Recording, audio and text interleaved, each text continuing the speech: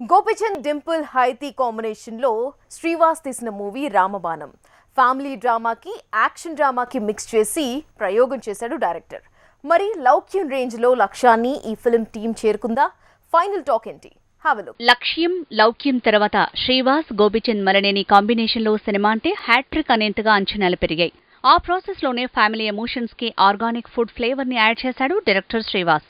అలా తెరకెక్కిన ఈ సినిమా వరల్డ్ వైడ్ గా విడుదలైంది. ఆర్గానిక్ ఫుడ్, ఆరోగ్యకరమైన రుచులతో వంటలు అంటూ నీతి నిజాయితీతో హోటల్ నడిపే అన్నయ్య, తన అడుగుజాడల్లో నడిచే తమ్ముడు, సడన్ గా సీన్ లోకి వచ్చే విలన్, వీళ్ల హోటల్ బిజినెస్ ని దెబ్బతీయబోతే హీరో సీన్ లోకి రావటం, వైలెన్స్ పెరగడంతో అన్న మందలించటం, హీరో ఇల్లు వదిలి కోల్కతా వెళ్లటం, ఆ తర్వాత విక్కీ భాయ్గా మారి తిరిగి తన ఫ్యామిలీ కోసం 15 ఏళ్ల తర్వాత ఇంటికి చేరుకునే హీరో, విలన్ల భరతం పట్టే సీన్లు. మొత్తంగా ఇది రామబాణం కాన్సెప్ట్. రామబాణం ఒక్కసారిగా వదిలితే తిరిగి రాదు.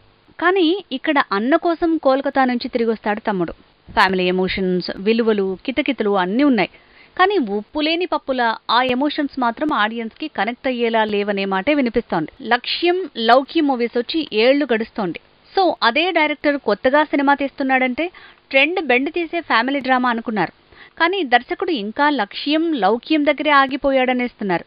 రొటీన్ కథనాలు, కొత్తదనం లేని మేకింగ్ అంటూ కామెంట్స్ పెంచారు. విక్కీగా గోపిచంద్, తన అన్నగా జగపతి బాబు, విలన్ గా నాజర్ పాత్రల మేరకు పర్లేదనిపిస్తే హీరోయిన్ కేవలం గ్లామర్ కే పరిమితమైంది.